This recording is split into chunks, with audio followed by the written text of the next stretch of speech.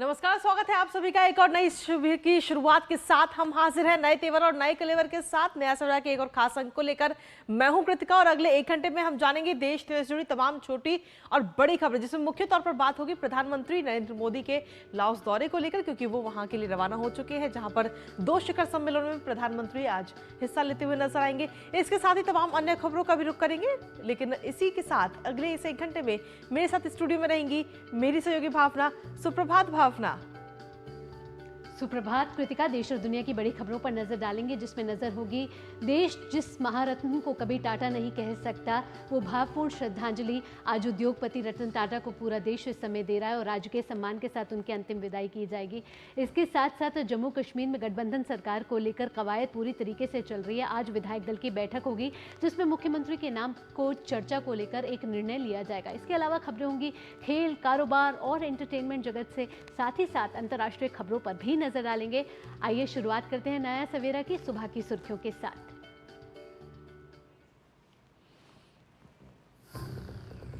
प्रधानमंत्री लाओस के 2 दिवसीय दौरे पर हुए रवाना।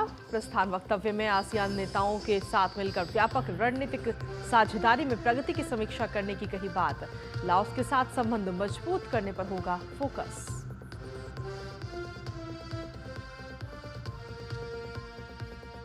जम्मू कश्मीर में सरकार गठन की कवायद जारी। नेशनल कॉन्फ्रेंस ने आज बुलाई विधायक दल की बैठक। नेशनल कॉन्फ्रेंस और कांग्रेस नेताओं के बीच भी होगी बातचीत।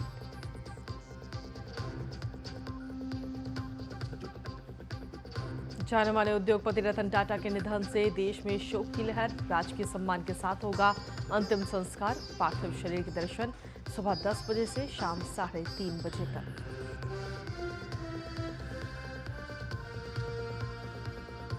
अंतर्राष्ट्रीय खबरों में इजराइल और ईरान के बीच बढ़ते तनाव के बीच जो बाइडेन और बेंजामिन नेतन्याहू के बीच हुई बातचीत, मौजूदा हालात पर की चर्चा।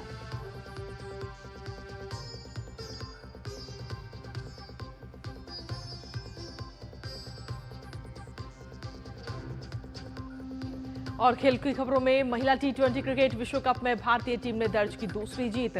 श्रीलंका को 82 रन से दी मात।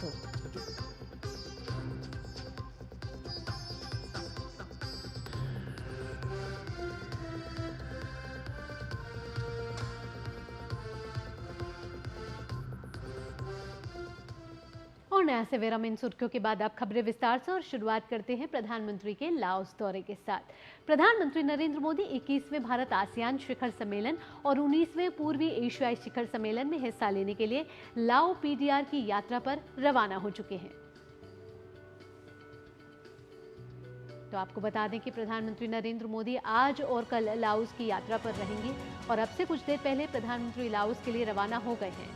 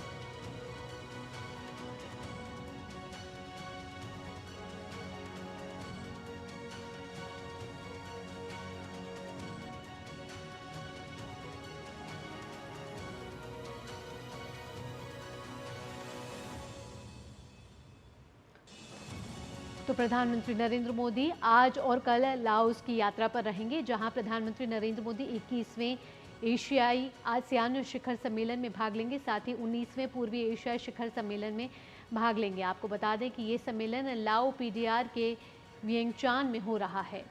साथ ही आपको बता दें कि प्रधानमंत्री ने उम्मीद जताई है कि उनकी ये यात्रा कई मायनों में अहम होगी और सफल भी साबित होगी। तो प्रधानमंत्री नरेंद्र मोदी फिलहाल अब लाओस के लिए अब से कुछ देर पहले रवाना हो चुके हैं। 2 दिनों का उनका ये दौरा है और ये दौरा अपने आप में काफ़ी खास, महत्वपूर्ण और कई सारे मायने भी इसके हैं, क्योंकि प्रधानमंत्री जब वहाँ पर जाएंगे तो कई देशों के प्रधानमंत्रियों से भी वो मुलाकात करेंगे। इस बीच जहाँ शिखर सम्मेलन में वो हिस्सा लेंगे, साथ ही जो बाकी देश हैं उनके साथ द्विपक्षीय वार्ता भी होने की उम्मीद है उनकी इस यात्रा के दौरान। तो अपने आप में काफ़ी खास और काफ़ी महत्वपूर्ण ये यात्रा है। हालांकि इस बात पर ज़रूर ध्यान देना होगा कि आखिर इस यात्रा के दौरान जब ये शिखर सम्मेलन होंगे तो इनमें कौन कौन से अहम मुद्दों पर चर्चा होगी।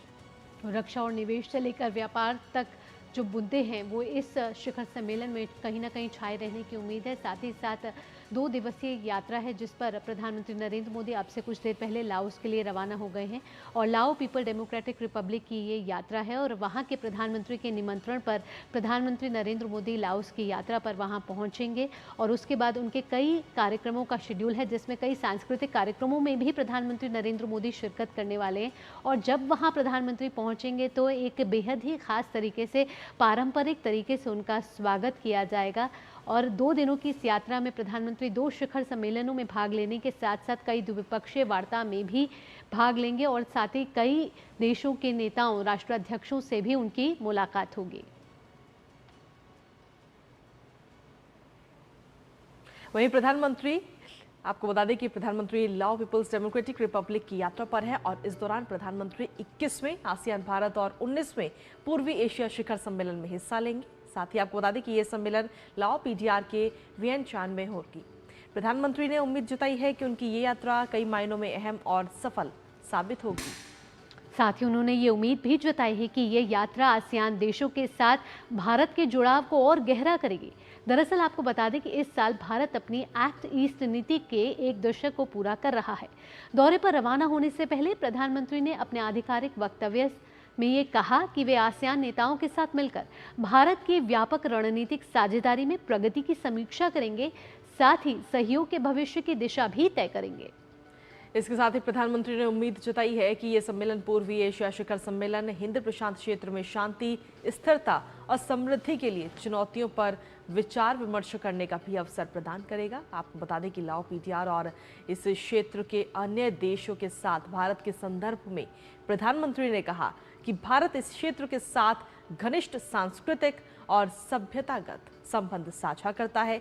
ये क्षेत्र भी बौद्ध धर्म और रामायण की साझा विरासत से समृद्ध है और ऐसे में द्विपक्षीय संबंधों को और मजबूत करने के लिए लाओ पीडीआर नेतृत्व के साथ होने वाली ये बैठक काफी अहम होगी।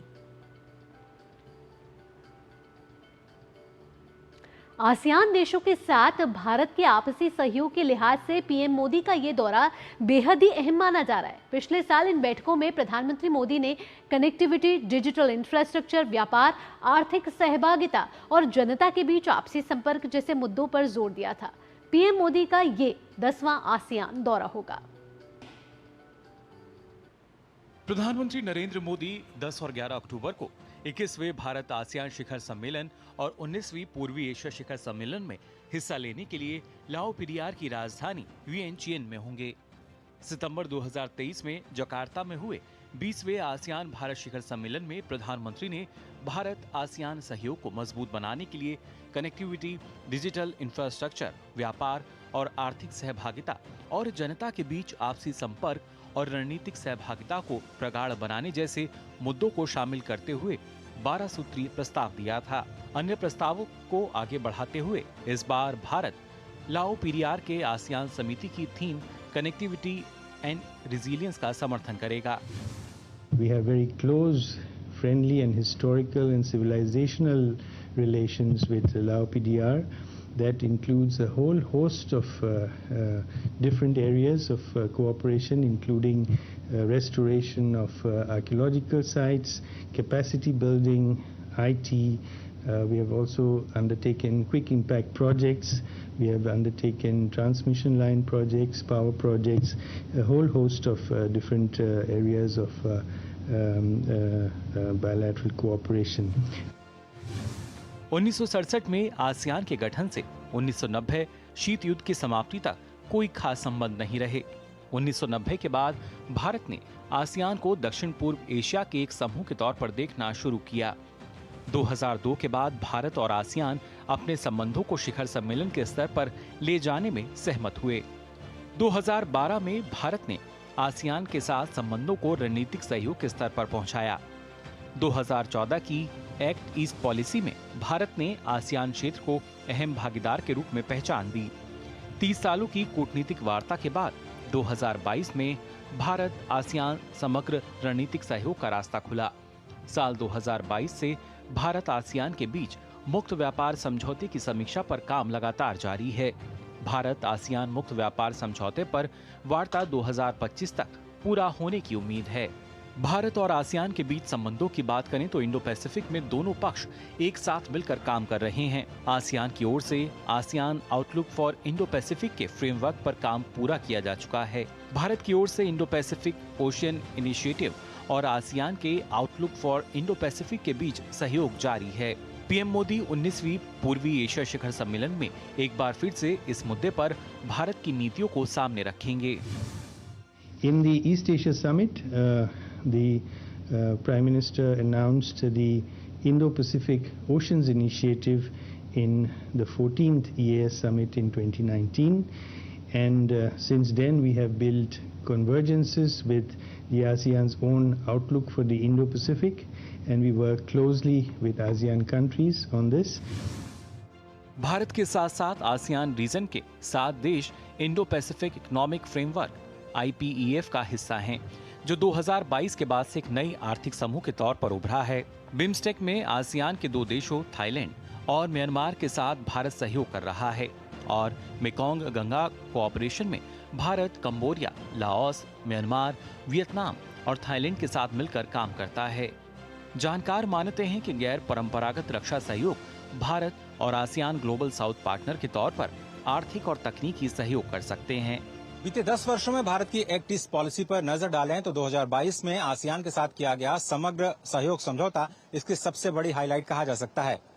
लगातार तीसरी बार सत्ता में आने के बाद प्रधानमंत्री नरेंद्र मोदी ने हाल ही में आसियान देशों ब्रुनेई और सिंगापुर की यात्रा की है।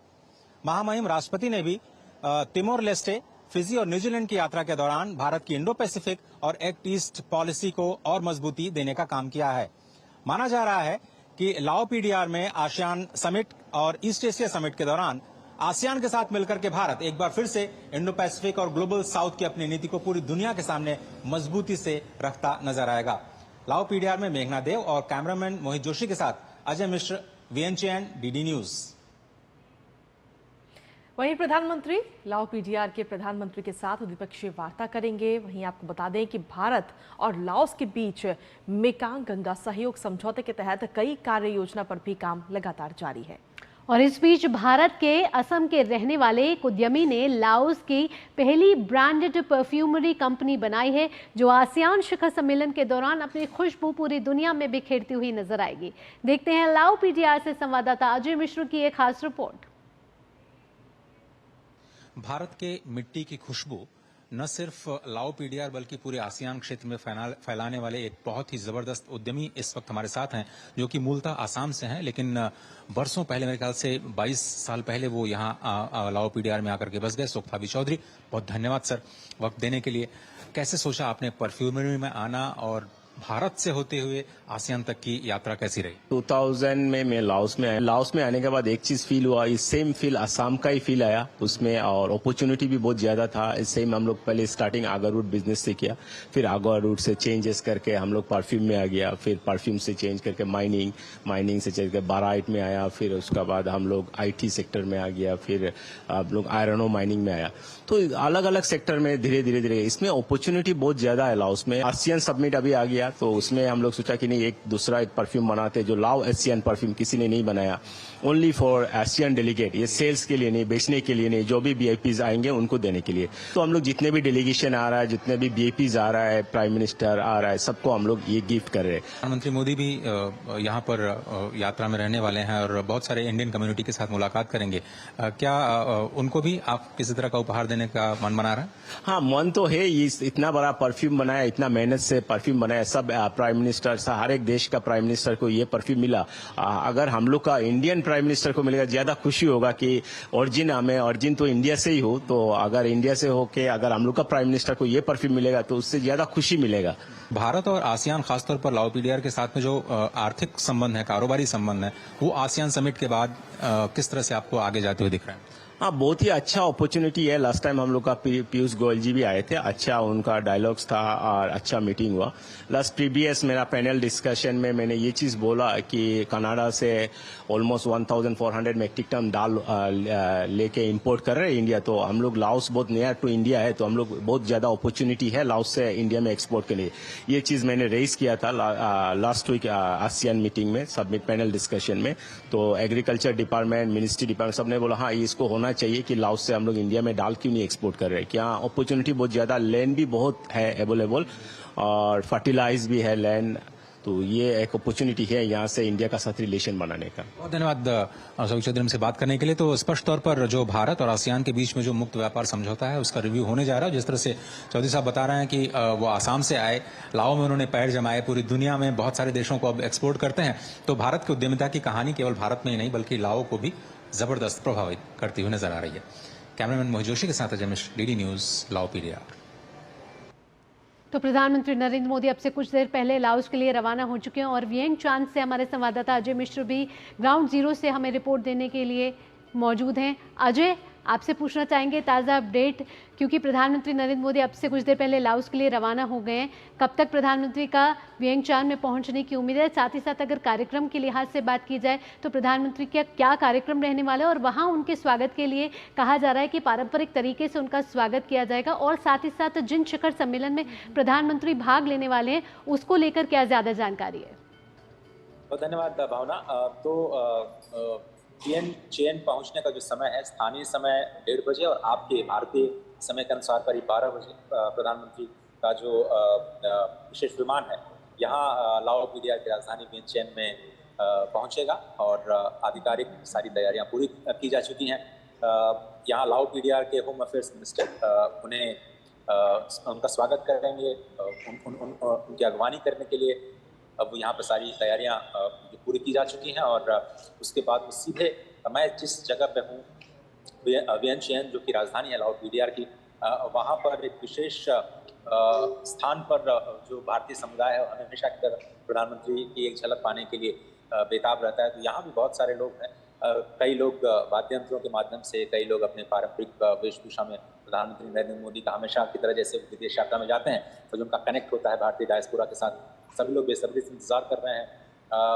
जो यहाँ के क्लासिकल वाद्य यंत्र हैं उनके जरिए उनका स्वागत किया जाएगा। पूरी तैयारियां की जा चुकी हैं और सारी सजावटें की जा चुकी है। लेकिन आज इस दिन की जो शुरुआत है भावना, वो यहाँ का जो लाओ का रामायण का संस्करण है जिसको रामाकियन कहते हैं, तो सबसे पहले प्रधानमंत्री वहाँ के कुछ चुनिंदा जो प्रसंग है रामायण के, रामाकियन के, उनका मंचन जो है उसका अवलोकन करेंगे और पूरी तैयारियां पिछले 3-4 दिनों से लगातार की जा रही हैं यहाँ पर। तो जिस तरह से रामायण की जड़ें भारत में शुरुआत हुई बौद्धिज्म की, जिस तरह से यहाँ पर लाओ पीडीआर में विस्तार देखा गया एक बुद्धिस्ट कंट्री के तौर पर, यहाँ पर बौद्धिज्म की जड़ें बहुत गहरी हैं। तो हम कैसे बुद्धिज्म के साथ अपने आप को कनेक्ट कर पाएँ, कैसे रामायण के प्रसंगों के साथ अपने आप को कनेक्ट कर पाएँ, ये तो सॉफ्टवेयर पार्ट हुआ। भावना, जो आपने कहा था कि जो समिट जिसके लिए प्रधानमंत्री खासतौर पर उड़ान भरकर के आ रहे हैं वियेंचेन, 2 समिट्स बहुत इंपॉर्टेंट हैं जो जिसमें वो पार्टिसिपेट करेंगे। इंडिया आसियान समिट, आसियान बहुत सारे देशों के साथ समिट्स करता है, जैसे अभी ASEAN China summit, ASEAN Japan, ASEAN US, ASEAN Australia summit. तो आसियान का भारत के साथ क्या संबंध है इसको लेकर के एक डेडिकेटेड समिट का आयोजन किया गया है। स्थानीय समय 4 बजे और आपके 2:30 बजे ये समिट की शुरुआत होगी, प्रधानमंत्री उसमें संबोधन देंगे। कल के कार्यक्रम में ईस्ट एशिया समिट में उनका संबोधन रहेगा जो कि इंडो पैसिफिक पर केंद्रित हो सकता है। तो ये बहुत ही खूबसूरत गुलदस्ता है ये जो प्रधानमंत्री की यात्रा है।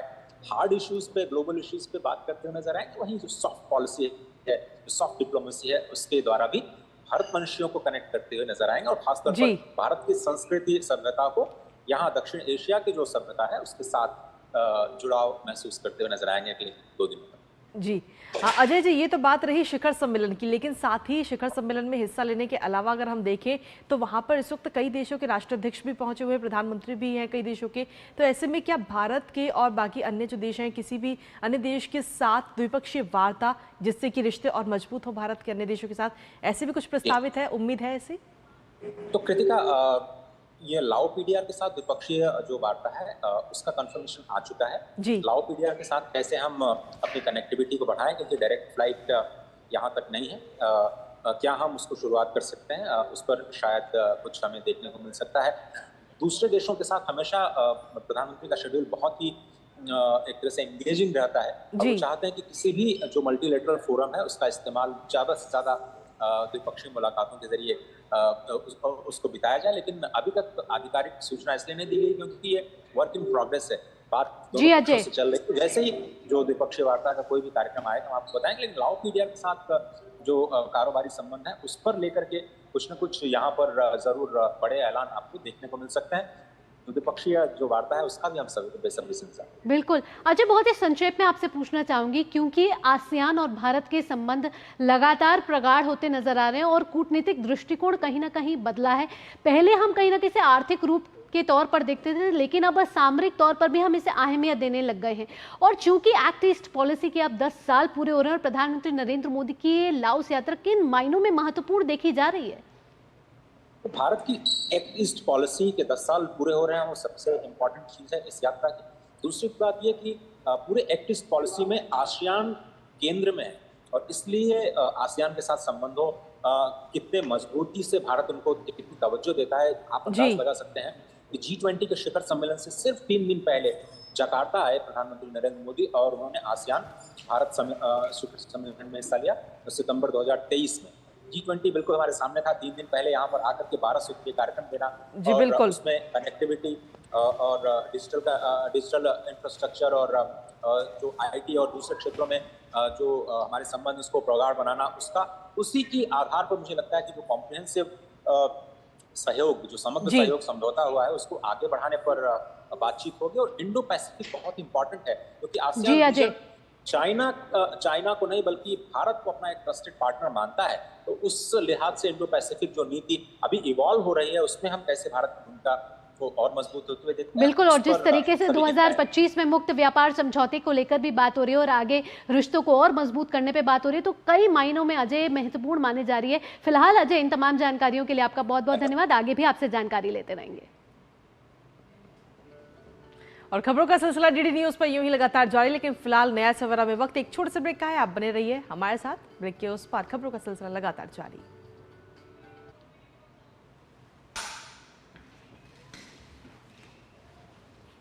हल्दी, मिर्ची, धनिया नहीं, मिर्ची, धनिया, हल्दी, MDH।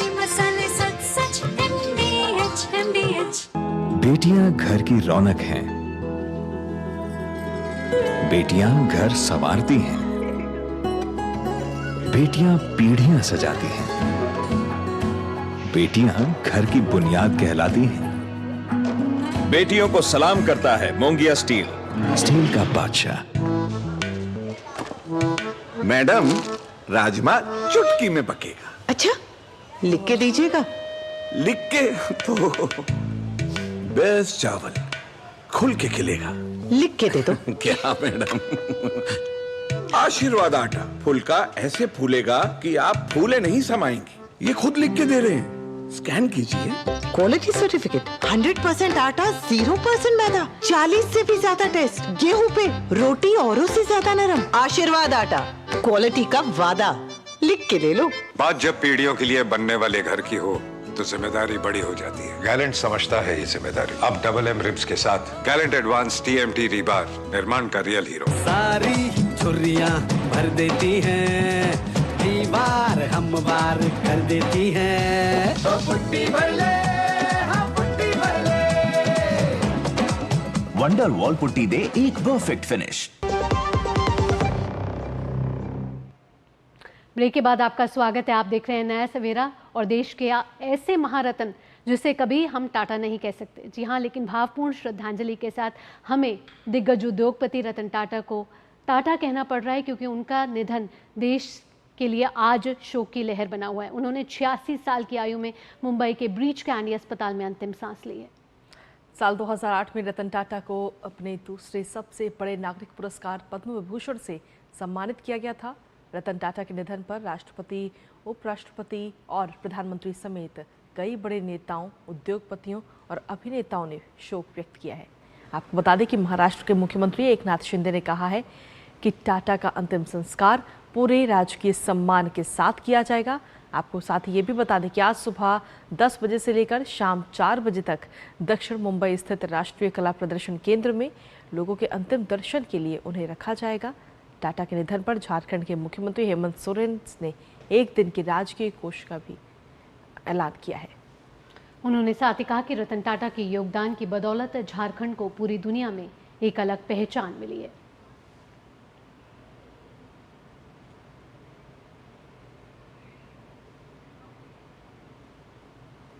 उद्योगपति रतन टाटा के निधन पर महाराष्ट्र सरकार ने पूरे राज्य में एक दिवसीय शोक की घोषणा की है। रतन टाटा के पार्थिव शरीर को सार्वजनिक दर्शन के लिए मुंबई के national centre for the performing arts NCPA में रखा जाएगा। सुबह 10 बजे से दोपहर 3:30 बजे तक लोग उनके अंतिम दर्शन कर सकेंगे। मुंबई पुलिस के दक्षिण क्षेत्र के अतिरिक्त आयुक्त अभिनव देशमुख ने आगंतुकों से पुलिस निर्देशों का पालन करने की अपील की है।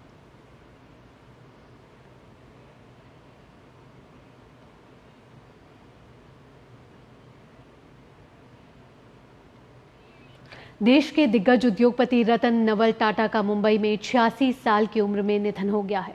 रतन टाटा सन्स के पूर्व अध्यक्ष हैं। रतन टाटा का जन्म 28 दिसंबर 1937 को मुंबई में हुआ था। वहीं 1955 से लेकर 1962 तक रतन टाटा ने अमेरिका में रहकर वास्तुकला और इंजीनियरिंग का अध्ययन किया। रतन टाटा ने 1975 में हार्वर्ड बिजनेस स्कूल में एडवांस मैनेजमेंट प्रोग्राम भी पूरा किया।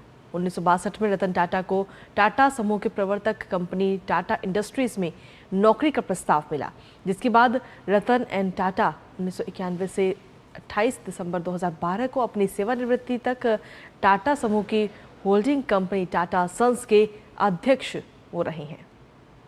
उनके कार्यकाल के दौरान समूह का राजस्व कई गुना बढ़ गया, जो साल 2011 से 12 में कुल $100 बिलियन से अधिक हो गया। सेवानिवृत्ति के बाद रतन टाटा को Tata Sons, Tata Industries, Tata Motors, Tata Steel और टाटा केमिकल्स के मानद चेयरमैन की उपाधि से सम्मानित किया गया। रतन टाटा भारत और विदेशों में विभिन्न संगठनों में से भी जुड़े हुए थे।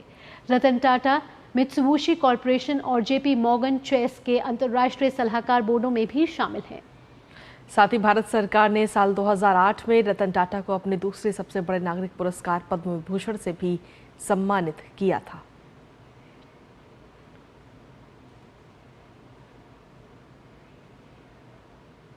वहीं रतन टाटा के निधन पर राष्ट्रपति द्रौपदी मुर्मू ने संवेदना व्यक्त की है। उन्होंने अपने सोशल मीडिया प्लेटफॉर्म X पर पोस्ट कर लिखा है, रतन टाटा के दुखद निधन से भारत ने एक ऐसे महान व्यक्तित्व को खो दिया है जिन्होंने कॉरपोरेट विकास को राष्ट्र निर्माण और उत्कृष्टता को नैतिकता के साथ जोड़ा। पद्म विभूषण और पद्म भूषण से सम्मानित उन्होंने टाटा की महान विरासत को आगे बढ़ाया और इसे और अधिक प्रभावशाली वैश्विक उपस्थिति दी। साथ ही उन्होंने लिखा कि उन्होंने अनुभवी पेशेवरों और युवा छात्रों को समान रूप से प्रेरित किया। परोपकार और दान के लिए उनका योगदान अमूल्य है। मैं उनके परिवार, टाटा समूह की पूरी टीम और दुनिया भर में उनके प्रशंसकों के प्रति अपनी संवेदना व्यक्त करती हूँ। और राष्ट्रपति के अलावा उपराष्ट्रपति जगदीप धनखड़ ने भी देश के जाने माने उद्योगपति रतन टाटा के निधन पर शोक संवेदना व्यक्त की है। उन्होंने अपने सोशल मीडिया प्लेटफॉर्म X पर एक पोस्ट की, जिसमें उन्होंने लिखा कि रतन टाटा जी के निधन से बहुत दुख हुआ। भारतीय उद्योग जगत की एक महान हस्ती, जिनका आत्मनिर्भर भारत के निर्माण में योगदान हमेशा भारत और उसके बाहर के उद्यमियों के लिए प्रेरणा रहेगा। उनके परोपकारी योगदान और विनम्रता उनके द्वारा अपनाए गए लोकाचार को दर्शाते हैं। उन्होंने साथ ही लिखा कि जैसे ही भारतीय उद्योग के दिग्गज अपने पीछे एक स्थायी विरासत छोड़ गए हैं, भारत को उनकी बहुत याद आएगी। मैं दुख की इस घड़ी में उनके परिवार, दोस्तों, प्रशंसकों और पूरे टाटा समूह के प्रति हार्दिक संवेदना व्यक्त करता हूं।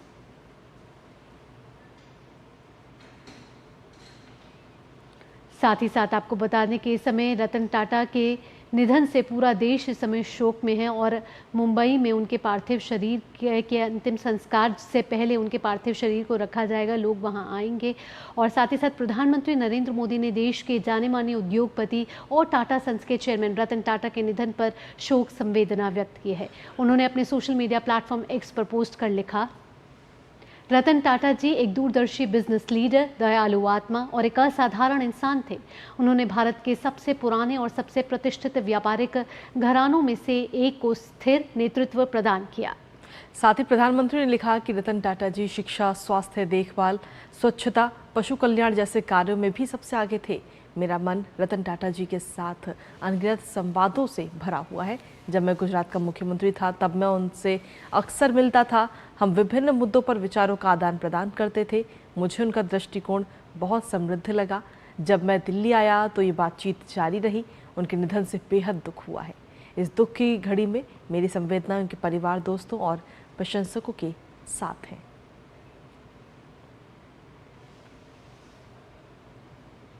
इसी के साथ रतन टाटा के निधन पर विदेश मंत्री डॉक्टर एस जयशंकर ने शोक जताया है। उन्होंने अपने सोशल मीडिया प्लेटफॉर्म एक्स पर पोस्ट किया, रतन टाटा का निधन एक युग का अंत है। वे भारतीय उद्योग के आधुनिकीकरण से बहुत गहराई से जुड़े हुए थे और उससे भी ज्यादा इसके वैश्वीकरण से। इसके बाद डॉक्टर एस जयशंकर ने लिखा कि मुझे कई मौक़ों पर उनसे बातचीत करने का सौभाग्य मिला और उनकी दूरदर्शिता और अंतर्दृष्टि से लाभ हुआ। उनके निधन पर शोक व्यक्त करने में राष्ट्र के साथ शामिल हूँ। ओम शांति।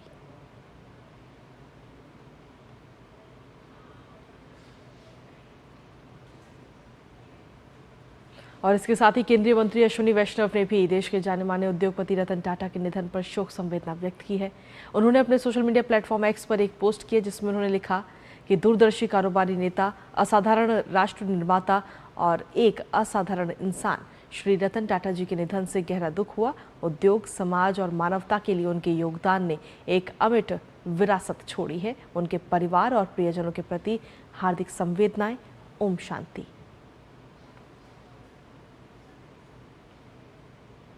श्यामा जुड़ गई हैं मुंबई से हमारे साथ ज़्यादा जानकारी के साथ। श्यामा, आपसे पूछना चाहेंगे कि इस समय पूरा देश जो है शोक में है और साथ ही साथ अगर मुंबई की बात की जाए, क्योंकि ब्रीच कैंडी में उनका निधन हुआ है और पार्थिव शरीर भी वहाँ रखा जाएगा आज लोगों के दर्शन के लिए, किस तरीके के कार्यक्रम की व्यवस्था की गई है, सुरक्षा किस तरीके से सुनिश्चित की जा रही है और साथ ही साथ अंतिम संस्कार कब किया जाएगा? जी देखिए, ब्रिज कैंडी में कल देर रात ये खबर आई कि रतन टाटा का निधन हुआ है और करीबन अक्टूबर 7 से वो वहाँ पर एडमिटेड थे। एज रिलेटेड इश्यूज़ बताया जा रहा था और देर रात ये खबर आने के बाद में वहाँ मुख्यमंत्री एकनाथ शिंदे, कई सारे अन्य जो डिग्निटरीज़ है वो वहाँ पर गए थे उनके पार्थिव शरीर को या उनको एक आखिरी विदाई देने के लिए।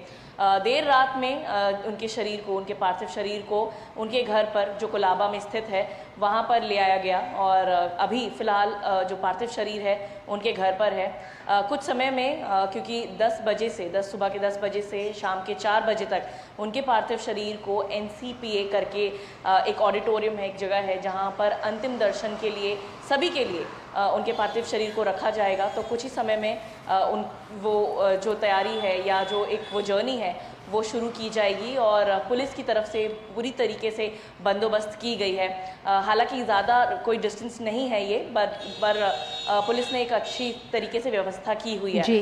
10 बजे से लेकर 4 बजे तक ये माना जा रहा है कि उद्योग जगत से, एंटरटेनमेंट जगत से, पॉलिटिकल जगत से कई सारे लोग होंगे जो अपना एक आखिरी जो नमन है, आखिरी विदाई है वो रतन टाटा जी को देने आएंगे वहाँ पर। और उसके बाद में 4 बजे के बाद उनके पार्थिव शरीर को वर्ली क्रेमेटोरियम में ले जाया जाएगा जहाँ स्टेट ऑनर्स के साथ में उनकी लास्ट राइट्स की जाएगी। इसके अलावा अगर हम बात करें तो मुंबई में या महाराष्ट्र में भी सरकार की ओर से, राज्य सरकार की ओर से एक दिन का शोक भी जाहिर किया गया है। आज के दिन पर जो ट्राई कलर्स हैं वो हाफ मास्ट में फहराए जाएंगे। इसके अलावा जो स्टेट एंटरटेनमेंट होते हैं वो नहीं होंगे और इसी तरीके से जो श्रद्धांजलि राज्य दे रही है वो पूरा एक कह सकते हैं दे रहे हैं। और इसके अलावा जो लॉस है उससे तो भारत या पूरा देश भले ही कभी ही नहीं उठ सकता और ना सिर्फ इंसानों के लिए बल्कि हम जानते हैं कि रतन टाटा ने पशुओं के लिए भी,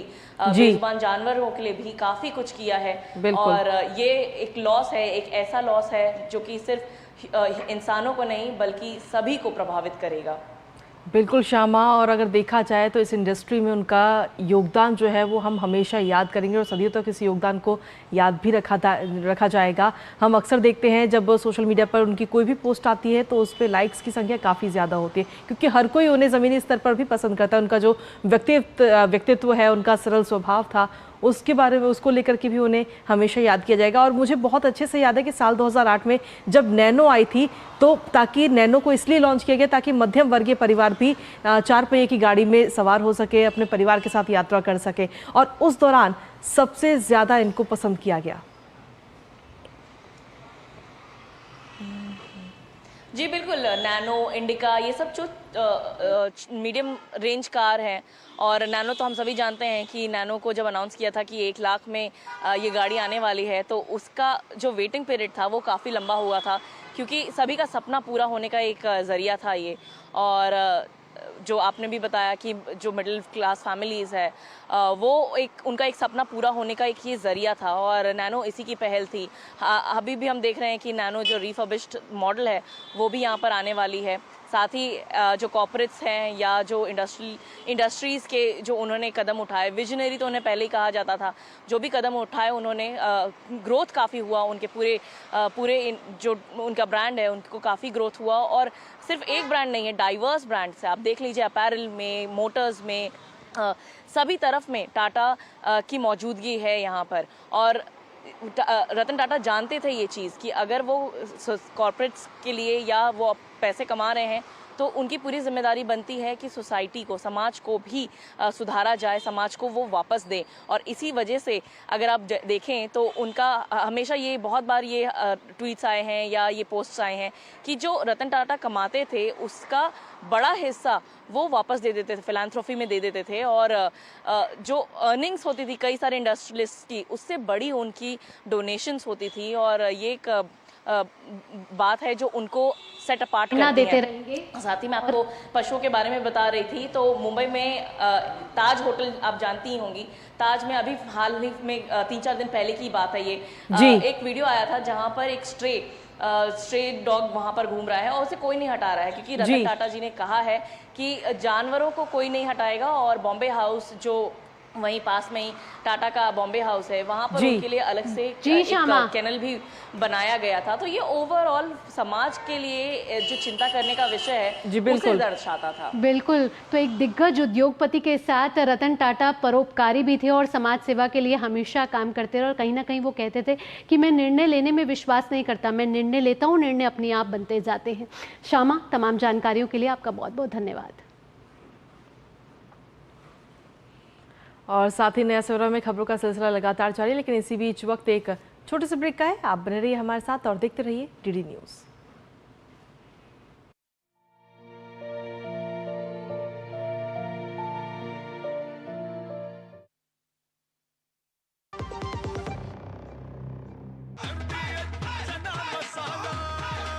अब छोलिया हो या लोबिया, सफेद चने या काले चने, सब कुछ मजेदार बने। सारी छुर्रियां भर देती हैं, दीवार हमवार कर देती हैं। तो पुट्टी भर ले, हाँ पुट्टी भर ले। वंडर वॉल पुट्टी दे एक परफेक्ट फिनिश। बात जब पीढ़ियों के लिए बनने वाले घर की हो तो जिम्मेदारी बड़ी हो जाती है। गैलेंट समझता है ये जिम्मेदारी। अब डबल एम रिम्स के साथ गैलेंट एडवांस TMT रीबार, निर्माण का रियल हीरो। दादी के हाथों का जादू और खुशबू से महकता घर। MDH गरम मसाला, असली मसालों से भरा हूँ मैं, क्योंकि हर रिश्ता है स्वाद से जुड़ा।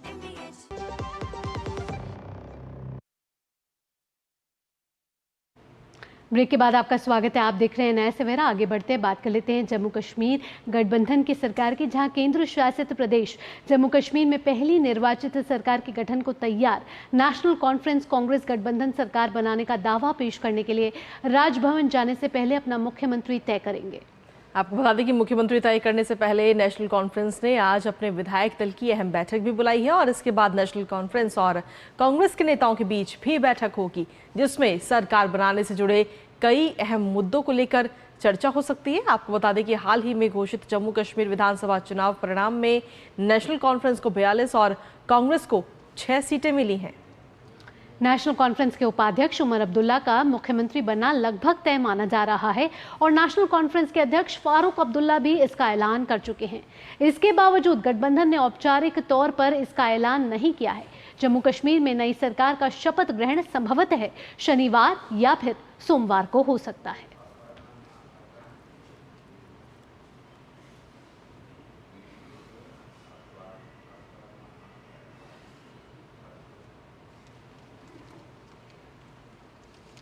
और चलिए आगे बढ़ते हुए अब बुलेटिन में बात करेंगे नवरात्र की, आदिशक्ति की आराधना की।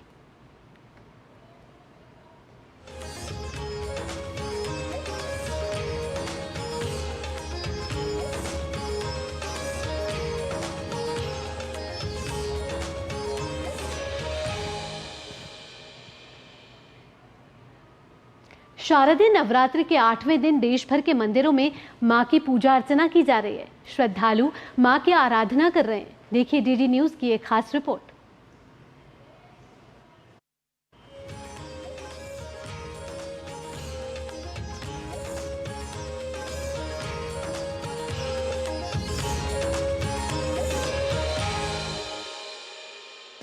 प्रथमं शैलपुत्री, द्वितीयं ब्रह्मचारिणी, तृतीयं चंद्रघंटेति, कुसुमांडेति चतुर्थकं, पंचमं स्कंदमातेति, षष्ठं कात्यायनी च, सप्तम कालरात्रिश्च महागौरीति चाष्टमम्। जी हाँ, आज नव दुर्गे का 8वां दिन है। महागौरी की उपासना हो रही है, आराधना हो रही है। देश भर में सभी आज माँ दुर्गा की उपासना कर रही हैं। आज के दिन कैसे माँ की अर्चना करते हैं, क्योंकि आज ही से कंजके पूजन और ब्राह्मण पूजन भी प्रारंभ हो जाते हैं। कैसे करनी चाहिए आज की आराधना, आइए जानते हैं।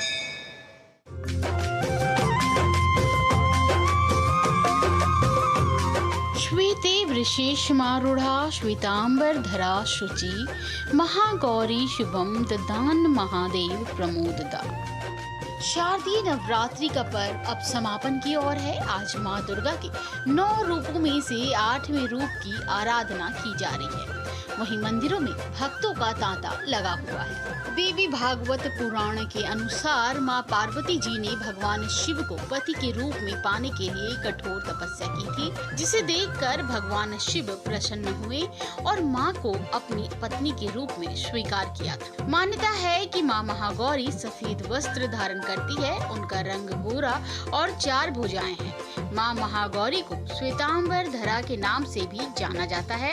ऐसा कहा जाता है कि माँ महागौरी अपने भक्तों के लिए अन्नपूर्णा का स्वरूप है, जिनका स्वरूप उज्जवल और कोमल है। माँ महागौरी के एक हाथ में त्रिशूल, एक में डमरू, तीसरे हाथ में अभय और चौथा हाथ माँ का वरदान मुद्रा में है। माँ के हाथ में डमरू होने के कारण माँ को शिवा भी कहा जाता है। माँ का ये रूप बेहद शांत और दृष्टिगत है।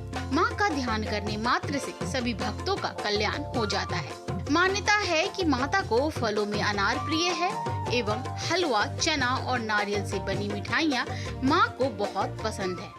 जो काली की पूजा करेगा वो सप्तमी को हवन करेगा, जो दुर्गा का पूजा करेगा वो अष्टमी को करेगा, जो 9 दिन माने 9वीं को पूजा करेगा, दशहरे के दिन उसका पारण करेगा। तो हर क्षेत्र का अपना हिसाब है। बहुत सारे के 9वीं को हवन कर, 10वीं को हवन करते हैं दशहरा पूज के, 9वीं का व्रत करे। बहुत सारे जो अष्टमी पूजते हैं अष्टमी व्रत 9वीं को पूजा करते हैं। जो ऋतुफल होगा इस टाइम जो फल होगा वही चढ़ेगा। माँ का अनार फल होता है, विशेष अनार फल विशेष है। कहते हैं जो भी श्रद्धालु माँ भगवती की पूजा अर्चना सच्चे मन से करते हैं, माँ उनकी सभी मनोकामनाएं पूरी करती है। देश भर में प्रातः काल से ही आज गौरी पूजन किया जा रहा है। माँ गौरी की उपासना की जा रही है, पूजा अर्चना की जा रही है। मंदिरों में सुबह से ही भक्तों का तांता लगा हुआ है। तो आप भी जाइए और माँ गौरी की पूजा अर्चना कीजिए। और कहा भी है किसी ने कि यदि आप दिल से माँ से कुछ मांगते हैं तो माँ अवश्य ही उसको पूरा कर देती है। या देवी सर्वभूतेषु माँ गौरी रूपेण संस्थिता नमस्तस्यै नमस्तस्यै नमस्तस्यै नमो नमः। कैमरा पर्सन मोंटी के साथ मैं डॉक्टर सुयश शर्मा, टीजी न्यूज़, दिल्ली।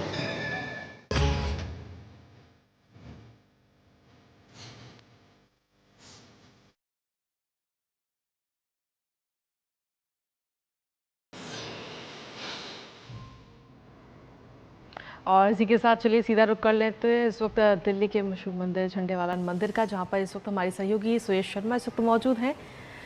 सुयश, जिस तरीके से इस वक्त आप वहां पर मौजूद हैं और अगर देखा जाए तो भक्तों की लंबी लंबी कतारें वहां पर देखने को मिल रही होंगी, क्योंकि 9 दिन माँ का 9 रूपों में अलग अलग श्रृंगार वहां पर किया जाता है और भक्तों की लंबी लंबी कतारें 9 दिन ही हमें देखने को मिलती हैं। सबसे पहले तो मैं आपको और दर्शकों को माँ झंडेवाली के दर्शन कराना चाहूँगी कि आप उनके दर्शन करें और उनका आशीर्वाद प्राप्त करें। और साथ ही मैं आज आपको ये भी बताऊँगी, देखिए कितनी खूबसूरत बैठी हुई है माँ, कितनी सुंदर लग रही हैं। आज उनका विशेष श्रृंगार किया गया है। चूँकि आज अगर दिन की बात करें तो नव दुर्गे का आज 8वां दिन है, लेकिन अगर आप बात तिथि की करेंगे तो आज सप्तमी मनाई जा रही है तिथि के अनुसार, और उसी के अनुरूप आज माँ का श्रृंगार किया गया है। लाल गुलाबी फूलों से श्रृंगार किया है। माँ के दाहिनी ओर माँ काली है और बाईं ओर माँ शारदा विराजमान है। वहीं पर अगर आप देखेंगी तो ऊपर शैलपुत्री है। सुंदर माला पहनाई गई है माँ को लाल और पीले रंग के फूलों की, और साथ में सुबह से ही पूजा अर्चना हो रही है। सुबह से भक्त आ रहे हैं और कहते भी हैं ना, जब मंजिल नज़दीक होती है तो समा ही कुछ और होता है, और वही श्रद्धा और भक्ति में भी है। यहाँ का पूरा प्रांगण जो है वो भक्ति रस से सराबोर है। भक्त आ रहे हैं, लाइन में है, क्योंकि चूंकि आज सप्तमी है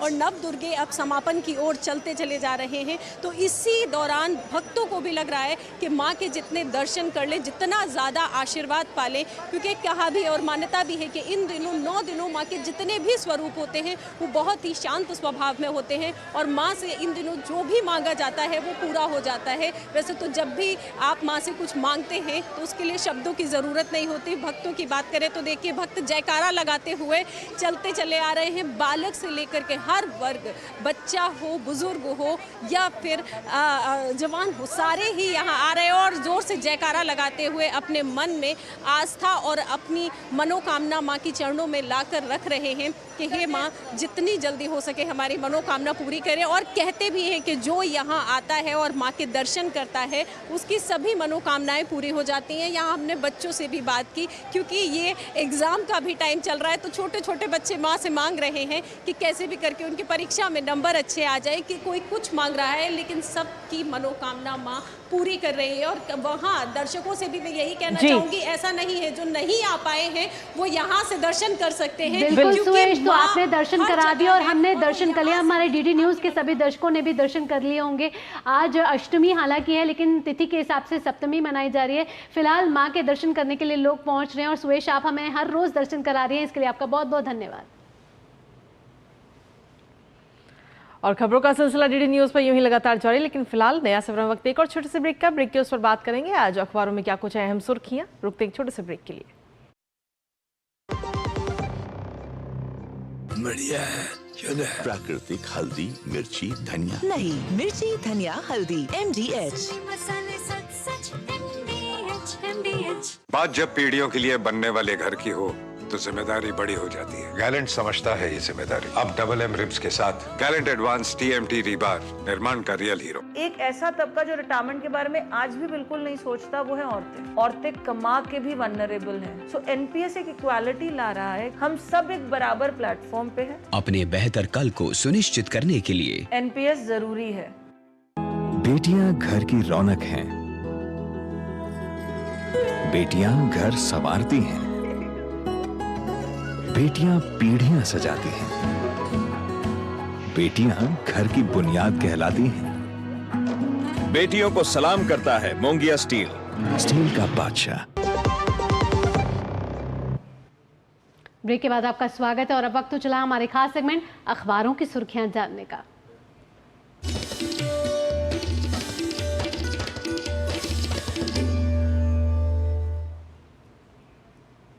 और अखबारों की सुर्खियां जानने के लिए सीधा रुक करते हैं इस वक्त हमारे सहयोगी नारायण दत्त मिश्र का। नारायण, सुप्रभात। आज के अखबार जो आपके सामने हैं उनमें क्या कुछ अहम सुर्खियां प्रकाशित की गई हैं? नमस्कार कृतिका और भावना और सुप्रभात सभी दर्शकों को भी।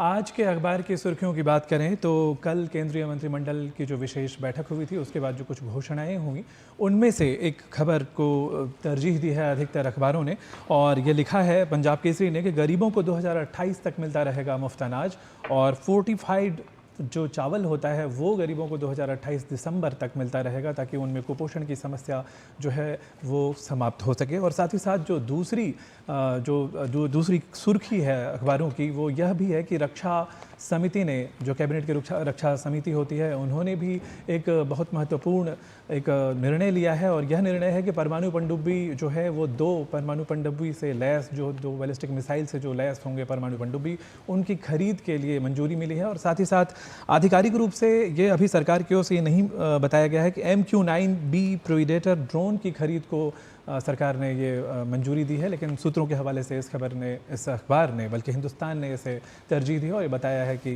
भारत जो है 31 ड्रोन की भी खरीद करेगा और वहाँ अपने हथियार असेंबल करेगा, हथियारों की भी आपूर्ति जो है वो इन पनडुब्बियों में भारत ही लगाएगा, केवल खरीद होगी संयुक्त राज्य अमेरिका से। तीसरी खबर जो है वो सीएम का बंगला सील, बढ़ा विवाद। जैसा कि हम जानते हैं कि दिल्ली में 4 अक्टूबर को अरविंद केजरीवाल ने अपना बंगला खाली कर दिया था, बावजूद इसके आधिकारिक रूप से आवंटन का जो आधिकारिक पत्र होता है वो मुख्यमंत्री आतिशी को प्राप्त नहीं हुआ था। इसके कारण पीडब्ल्यू के अधिकारियों ने उस बंगले को सील कर दिया है। विवाद बढ़ता जा रहा है। बीजेपी और आम आदमी पार्टी जो है इन दोनों के बीच में तल्ख टिप्पणियां होती जा रही हैं, इसको एक तरजीह मिली है। और साथ ही साथ अगली खबर नवभारत टाइम्स ने जिसे अहमियत दी है वो यह कि यूपीआई लाइट से अब बिना पिन के प्रयोग के पहले जो 500 रुपये भेजा जा सकता था और अब 1000 रुपये भेजा जा सकता है। और साथ ही साथ इसकी जो वॉलेट होती है, वॉलेट में पहले 2000 रुपये रखा करते थे और अब 5000 रख सकते हैं, और बिना पिन के प्रयोग के हम कम से कम 1000 रुपये 500 की बजाय अब 1000 रुपये भेज सकते हैं। और साथ ही साथ आरबीआई ने और भी कुछ रिवर्स रेपो रेट की जो दर होती है उसमें बढ़ोतरी नहीं की है, तो लोन में भी अभी कोई विशेष बढ़ोतरी नहीं होगी। इस खबर को भी तरजीह दी है। और अंत में क्रिकेट के समाचार को भी एक प्रमुखता मिली है सभी अखबारों में। कई अखबारों ने तो इसे शुरुआती पृष्ठ पर भी स्थान दिया और साथ ही खेल के पृष्ठ पर भी, और इसलिए ऐसा क्योंकि विश्व कप T20 वर्ल्ड कप जो महिलाओं का चल रहा है उसमें हरमनप्रीत कौर और स्मृति मंधाना के धमाकेदार प्रदर्शन के बलबूते कल जो भारतीय टीम है उन्होंने श्रीलंका को हरा दिया 90 रनों के भारी अंतराल से। और साथ ही साथ क्रिकेट के दूसरी जो समाचार है, क्रिकेट का दूसरा समाचार है वो पुरुषों के मतलब क्रिकेट का जो मैच था जो भारत की राजधानी नई दिल्ली में जो खेला जा रहा था उसमें भी भारत का धमाकेदार प्रदर्शन रहा। 100 उस समय तो उसमें 90 रन से जहां जीत मिली क्रिकेट के वर्ल्ड कप में महिलाओं को, तो यहाँ पुरुषों को 86 रनों के अंतराल से, बड़े अंतराल से यहाँ जीत मिली। और नीतीश कुमार रेड्डी का धमाकेदार प्रदर्शन रहा। उन्होंने 74 रनों की ज़बरदस्त पारी खेली और साथ ही साथ 2 विकेट भी लिया, तो उन्हें मैन ऑफ द मैच का भी पुरस्कार मिला। तो ये थी आज की अखबारों की सुर्खियाँ। आगे की खबरों के लिए रुख करते हैं भावना और कृतिका का। अखबारों में प्रकाशित विभिन्न क्षेत्रों की खबरों को नारायण इतने कम समय में पहुंचाने के लिए आपका बहुत बहुत धन्यवाद। और नए खबरों में खबरों में आगे रुक करेंगे, लेकिन उससे पहले वक्त एक छोटे से ब्रेक का है। आप बने रहिए हमारे साथ। आपके घर के खाने में रेस्टोरेंट जैसा स्वाद ले आए MDH का शाही पनीर मसाला। पनीर को क्या मस्त बना डाला। बात जब पीढ़ियों के लिए बनने वाले घर की हो तो जिम्मेदारी बड़ी हो जाती है। गैलेंट समझता है ये जिम्मेदारी। अब MM रिब्स के साथ गैलेंट एडवांस TMT रीबार, निर्माण का रियल हीरो। सारी छुर्रियां भर देती हैं, दीवार हमवार कर देती हैं। तो पुट्टी भर ले, हाँ पुट्टी भर ले। वंडर वॉल पुट्टी दे एक परफेक्ट फिनिश। ब्रेक के बाद आपका स्वागत। नया सवेरा में आप देख लेते हैं दुनिया भर की कुछ खास खबरें फटाफट अंदाज में।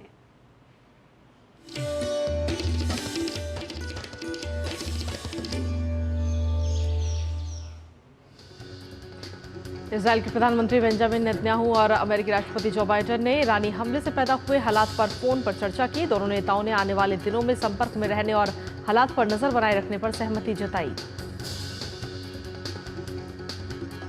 इजरायली वायुसेना ने सीरिया में हिजबुल्लाह के आतंकवादी सेल के प्रमुख को मार गिराया। इजरायली वायुसेना ने यह जानकारी दी है। अमेरिका में एक विनाशकारी तूफान तबाही मचाने वाला है। तूफान मिल्टन अमेरिका में फ्लोरिडा के पश्चिमी तट की ओर बढ़ रहा है। इसके भारी तबाही मचाने की आशंका है।